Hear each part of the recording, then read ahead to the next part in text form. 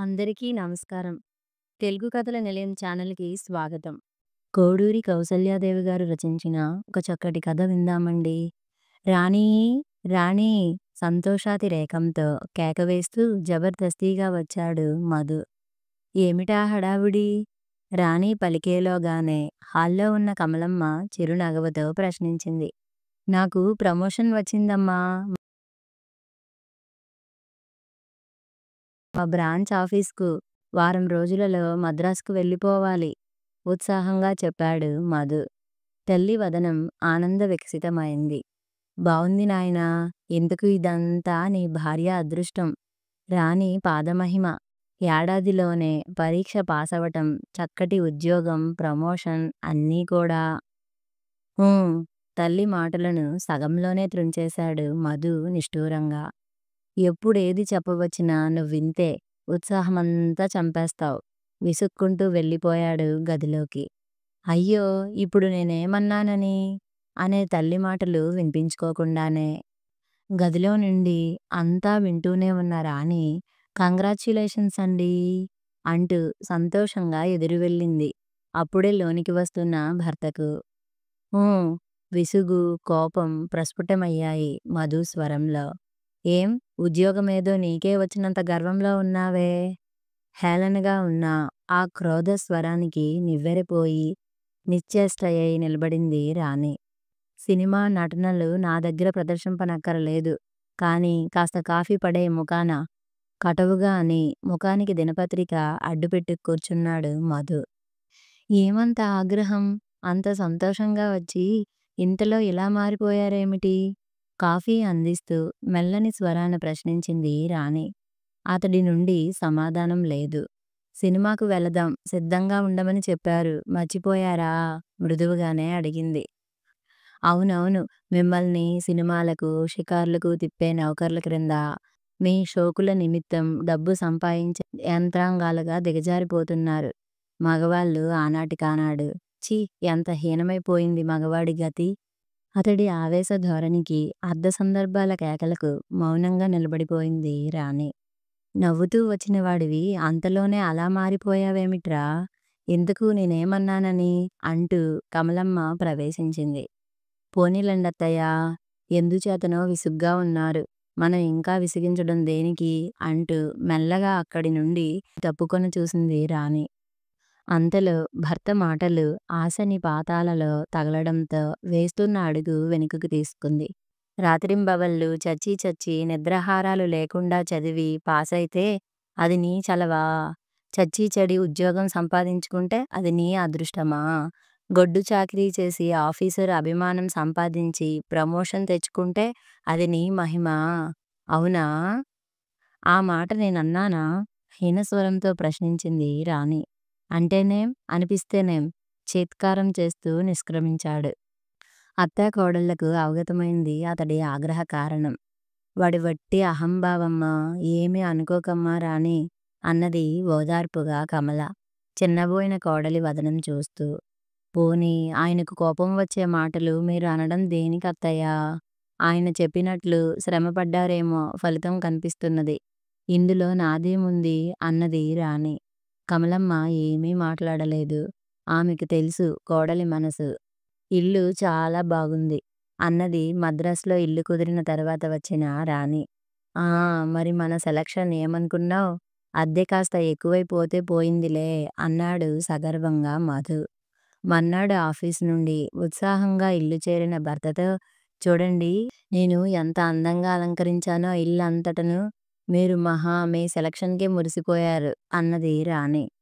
ఇంటి అలంకరణ అంతను విశాల నేత్రాలతో తిలకించిన మధు వికసిత వదనార విందం అంతలోనే ఉకులించుకుపోయింది. స్వరంలో కర్కసత్వం నిండుకున్నది. తీరికగా ఇంట్లో తిని కూర్చొని మగవారు చెమటోడ్చి తెచ్చిన డబ్బును ఎన్ని విలాసాలకైనా ఉపయోగిస్తారు. నీకేం? అనేశాడు దురుసుగా. ఆకాశాన అతి సంతోషంగా విహరిస్తున్న రాణి అంతరంగం అవమానంతో, బాధతో కృంగిపోయింది. తాత్కాలిక ఆనందోద్రేకంలో భర్త స్వభావాన్ని తనను తాను విస్మరించి అల్ప సంతోషంతో ప్రవర్తించినందుకు లోలోన బాధపడినా పైకి ఆ బాధ ప్రస్ఫుటం కానీయలేదు. చిరునగవుతో, మృదు స్వరంతో ఇలా అన్నది. ఆ మాట నిజమే. వేరుగా చెప్పాలా? మీరు లేనిదే నేనెవర్ని? ఎందుకసలు? వృక్షాన్నాశ్రయించిన లతలాగా స్త్రీ పురుషుని అండను ఆశ్రయిస్తుందని పెద్దలు అననే అన్నారు కదా! వేడి పెనంపై చన్నీళ్లు చిలకరించినట్లయింది. తన మాటలకు రాణికి తప్పక ఆగ్రహం కలిగి, మరో మాట విసరడమో లేక మౌనంగా అక్కడి నుండి నిష్క్రమించడమో చేయగలదనుకున్న తన ఊహ తప్పిపోవడంతో అతి ఆశ్చర్యం చెందాడు మధు. వేడి వస్తువు చన్నీటిని భరించలేక తాత్కాలికంగా మండిపడినా, క్రమంగా ఉపశమించి చల్లబడినట్టు, తీపి మాటలు నేర్చావులే అని తాత్కాలికంగా అతడి అహంకార స్వభావం అనిపించినా, మాటకు మాట విసరని రాణి ఊర్మికి అతడి అకారణ కోప స్వభావం క్రమక్రమంగా చల్లబడసాగింది. మంచి వలన ప్రయోజనకరమైన మార్పు సిద్ధించి తీరుతుంది. కోపిష్టి అయిన మధు రాణి ఊర్మిని చూసి రాను రాను ముగ్ధుడై చేరువయ్యాడు. కాని అతడి మనస్సులో ఆడవారిపై అల్పభావం ఇంకా అలాగే ఉన్నది. ఉదయం 9 గంటలకు ఆఫీసుకు పోయేందుకు తయారవుతూ రాణీ అని పిలిచాడు మధు. పనిలో ఉన్న రాణి రావడానికి కొంత ఆలస్యమే అయింది. నేను పిలిస్తే అంత నిర్లక్ష్యమా? అని ఉరిమాడు. నిర్లక్ష్యమేముంది? చేస్తున్న పనిని పక్కన పొదుపు పెట్టి రావాలి కదా! అంది మెల్లని స్వరంతోనే. ఏమిటా చేస్తున్న ఘనకార్యం? అతడి గొంతులో అవహేళన. వంట పనే. ఆమె నమ్రతతో చెప్పిన కొలది అతడి ఆగ్రహం అధికమైంది. అదేదో నేను పోయిన తర్వాత చూసుకోకూడదూ? మాటిమాటికి నా చేత పెద్ద కేకలు పెట్టించకపోతే? మీ ఆఫీస్ కాగితాలు కాపీ తీయమన్నారు కదా! అందుకే వంట త్వరగా కానిస్తున్నాను. నెపం తన మీదికే తిరగడంతో మధుకు అసహనం పెరిగిపోయింది. అర్థమైంది నీ ప్రలాపన. నీ ఆఫీస్ కాగితాలు కూడా వ్రాస్తున్నాను సుమా అని నాకు జ్ఞాపకం చేస్తున్నావా? ఏమీ చేయకపోతే ఎందుకు? ఇంటిలో తిని కూర్చోవడానికా? మాటలు విసిరేసి చకచకా నడిచిపోయాడు. మొన్న వ్రాసిన వాటిలో 2, 3 తప్పులున్నాయి. ఇదివరకు ఒక్క తప్పైనా లేకుండా వ్రాసేదానివి. జాగ్రత్తగా వ్రాయి. సాయంత్రం నేను వచ్చేసరికి అయిపోవాలి ఆ వ్రాత పని. వీధి మెట్ల మీద నుండి హుకుం జారీ చేస్తూ వెళ్ళిపోయాడు. అతడు పోయిన దిక్కే చూస్తూ రాణి నీరసంగా నిలబడిపోయింది. ఏమిటో ఈయన ధోరణి. ఎప్పుడేమంటారో, ఎలాగుంటారో తెలియదు కదా! నిస్సహాయంగా నిట్టూర్చింది. నీ దస్తూరి చాలా అందంగా ఉందే! మధు కాగితాలపై సంతకం చేస్తూ ప్రశంసాపూర్వకంగా అన్నాడు ఆఫీసరు. హూ, నాది కాదండీ సిగ్గుపడుతూ మందస్వరంతో అన్నాడు మధు. ఎవరిది మరి? ఆశ్చర్యంగా అడిగాడు ఆఫీసరు. ఆఫీసులో పని పూర్తి కాని నాడు ఇంటికి తీసుకువెళ్తుంటాను కదండీ నసిగాడు మధు. ఓ, అయితే మీ శ్రీమతిదా? అని ఆశ్చర్యంతో ఆనందంతో అన్నాడు ఆఫీసరు. ఆమె నీకు ఇటువంటి సహాయాలు కూడా చేస్తుంటారా? ఎంత అదృష్టం! ఏం చదివారామె? స్కూల్ ఫైనలేలెండి. అంత ఎక్కువ చదువేమీ కాదు. పై ఉద్యోగి పొగడ్తకు, సహృదయతకు కలుగుతున్న సంతోషాతిరేకాన్ని పైకి ప్రదర్శితం కాకుండా నిగ్రహించుకోవటానికి వ్యర్థ ప్రయత్నాలు చేయసాగాడు మధు. అవునులే, చదువు ఎంతైతేనేం భర్తకు చేదోడు వాదోడుగా ఉండాలనే జ్ఞానం ఉండాలి కాని అదృష్టవంతుడివి. మౌనంగా ఆ ప్రశంసలనందుకొని తన సీట్లోకి తిరిగి వచ్చి కూర్చున్నాడు మధు.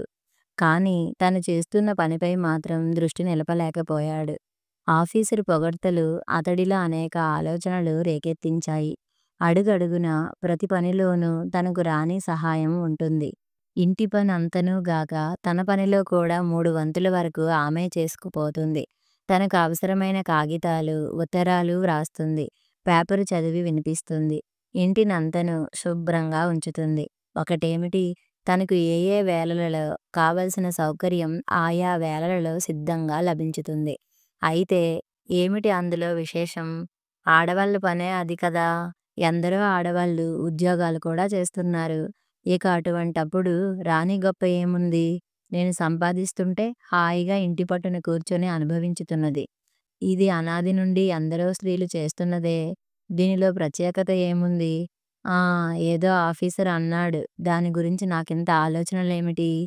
ఆలోచనలో ఉన్న మధు లక్ష్మి పిలుపు విని అటు చూశాడు. ఇవాళ మా అబ్బాయి పుట్టినరోజు. సాయంకాలం చిన్న పార్టీ ఉంది రండి అన్నది సహోద్యోగిని లక్ష్మి. మౌనంగా స్వీకరించాడు మధు ఆ ఆహ్వానాన్ని. అన్నట్టు రాత్రి ఆకాశవాణిలో మీ ప్రోగ్రాం విన్నామండి. చాలా బాగుంది మీ పాట అని అభినందించాడు పక్కనే ఉన్న రఘు.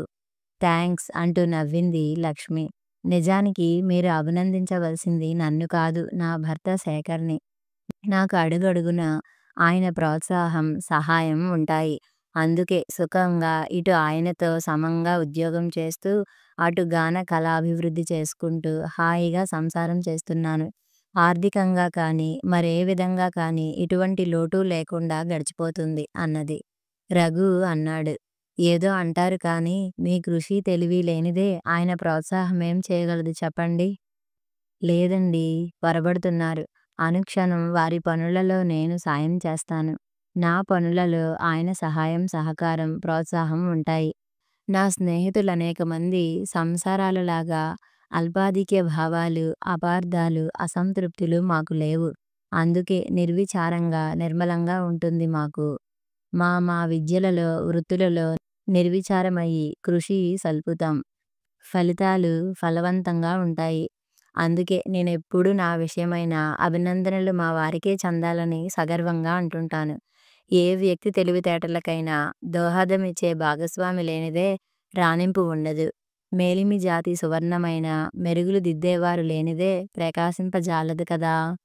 ఆ రోజంతా ఆ లక్ష్మి మాటలే మధు చెవులలో నినాదించసాగాయి.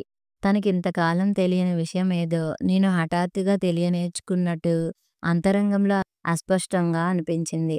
అదే ఆలోచనలతో ఆ సాయంత్రం పార్టీకి వెళ్ళాడు మధు. అందరూ సరదాగా కబుర్లలో మునిగి ఉండగా ఆఫీసరు కారు వచ్చి ఆగడంతో సహజ కుతూహలంతో అన్ని నేత్రాలు అటు తిరిగాయి. ఆఫీసరు కుటుంబాన్ని చూడాలనే ఆకాంక్షతో. కానీ అందరి ఆశ అడియాస అయ్యింది. ఆఫీసర్ భార్యామణి రానేలేదు. అతడి పిల్లలు ముగ్గురు మాత్రం వచ్చారు. ఆమె గారు రాలేదేం అని లక్ష్మి అడిగిన దానికి ఆఫీసరు ఏదో సాకు చెప్పారు. అతడి పిల్లల్ని చూసిన ఎవ్వరూ ఆశ్చర్యపడకుండా, అసహ్యపడకుండా ఉండలేరు. కారు నుంచి దిగుతూనే వెకిలి నవ్వులతో, ప్రవర్తనతో ఒకళ్ళనొకళ్ళు త్రోసుకుంటూ, గిల్లుకుంటూ దిగారు. అదేమిటి మురికి గుడ్డలతో వెకిలిగా అలా ఉన్నారు ఆఫీసరు పిల్లలు? అంతకంటే మరెవరైనా నయమే అన్నాడు మధు మెల్లగా పక్కనే ఉన్న రఘుతో. అదంతా ఒక కథలే. నువ్వు క్రొత్తగా వచ్చావు, నీకు తెలియదు అనేశాడు రఘు తేలికగా. అతడితో కలిసి ఎక్కడికీ రాదు. ఆవిడ దారి ఆవిడది. ఏమిటది? కుతూహలంగా ప్రశ్నించాడు మధు. రఘు చెప్పసాగాడు. ఆయన భార్య బిఏలే.